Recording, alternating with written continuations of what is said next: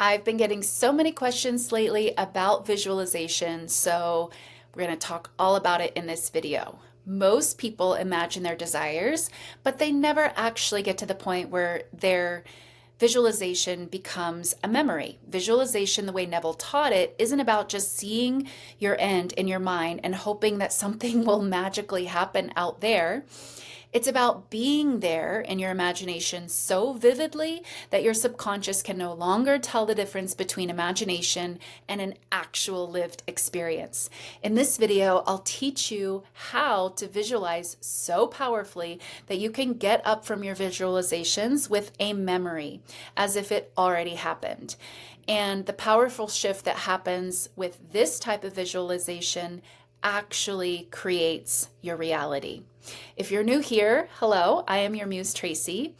On this channel, I teach manifestation the Neville Goddard way, helping you to peel back the false layers of programming so you can wake up each day empowered and feeling free to create your life exactly as you'd like it to be, regardless of any 3D circumstances.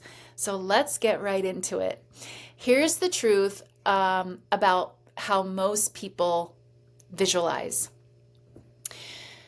The truth that a lot of people are missing. Visualization isn't about mental effort. You want to avoid mental effort actually when you're visualizing. You actually want your visualizations to feel effortless. And when repeated again and again, they create an emotional experience. You're not forcing your mind to see something. You're allowing your consciousness to experience what you're visualizing. Neville said, you do not visualize long, but you must visualize vividly. A short scene when felt inwardly is enough. So that means stop trying to direct a feature-length, movie containing all the details of how things play out, for your desires. I see so many people trying to get all these details about what they want in their visualization. This is not what you're meant to be doing. You only need one short, emotionally charged snapshot that implies your desired end, and when repeated, feels real enough to move you. That's it. Simply said, that's how you should design your visualizations. That's the ideal scene that imprints on your subconscious.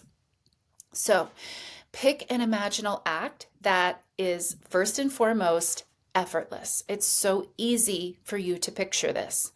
And it's emotionally potent. If you strain to imagine, it's too complicated. Choose something else. So it might be something as simple as a hug from your specific person that feels warm and grounding. It could be, something like a paid in full screen, if you're manifesting for your business. It could be that you hear someone speaking your name with love and adoration and respect. Again, simple. Choose simple that implies your desired end. We're not going through the whole conversation and making sure we're getting in all the details of what you want. No, you go past the end and you do a short, simple scene that implies all that already took place. So the key, it's easy to imagine and it's easy to replay. You want to loop it over and over and over without effort, and every time you do, the emotional resonance you feel should become deeper, more intense. Neville often said that the scene should be one that implies your wish is fulfilled, right? You go past the end. And this is different for everyone. That's why, someone telling you what to visualize is sort of not the best way to do it, because you know what implies, and it's your end. You know what implies your end, and it's going to be really specific to you, something that you'd be doing if your end was already accomplished. That's the perfect visualization. Again, not all these details about, oh yeah, it had this piece in it and it had this piece and this. No, you go past all of that. You have a visualization and you trust and you know all the details that you desire are going to be contained there, right? We don't have to micromanage our manifestations. So, this is the piece that a lot of people miss. They think that they have to visualize, the resolution conversation or the actual event. But really, you go past your end, past the event, and you visualize something simple, something mundane, something that implies your end is already accomplished, something if you're experiencing this mundane thing, your desire is already done. Neville used one of the most beautiful analogies to describe this state. He compares it to the feeling of fulfillment to pregnancy. When a woman becomes pregnant, she doesn't see the child yet, right? There's no visual proof, but she knows she's pregnant. And there's this quiet inner certainty. She's not checking every day to see if it's working. She rests in the knowing. That's the exact feeling you're cultivating when you visualize correctly. You loop the scene not to make it happen, right? We're not doing this to make something out there happen. I can relate because I definitely used to do this, but I'm calling you out because we have to stop doing it for that. Your visualization is to create an internal experience, right? We're not trying to make something out there happen. So,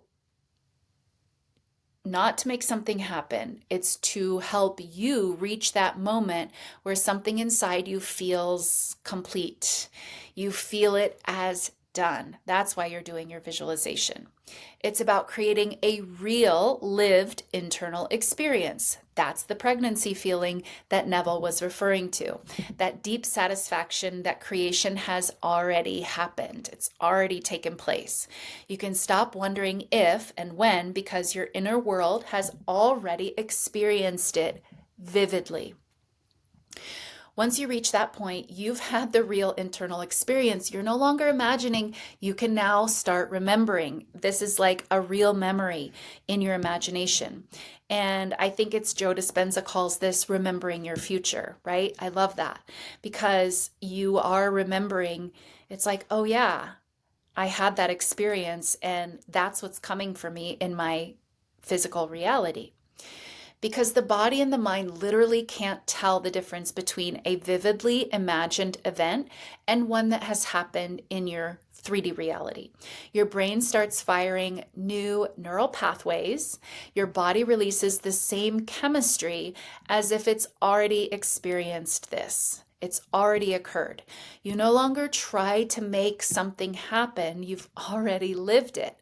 This is the type of, the level of experience you're going for in your visualization. And that experience becomes a memory. This is when you visualize so powerfully that your assumptions change. And this is where the magic happens because your assumptions, not your affirmations, are what create and shape your reality. When your assumption changes, your entire energetic field shifts. You stop hoping and you start knowing. You might notice subtle shifts right away. The way you carry yourself, the tone of your thoughts, the absence of anxiety and worry and doubt. You're no longer chasing the desire, you're remembering it. You're embodying it as already being done. And because your assumption creates reality, the 3D has to reorganize itself to match the new memory that you've accepted as fact. And that is the law. That's the law of assumption. So here's what to do in practice. Every night before you sleep, enter that drowsy state. Neville calls it a state akin to sleep.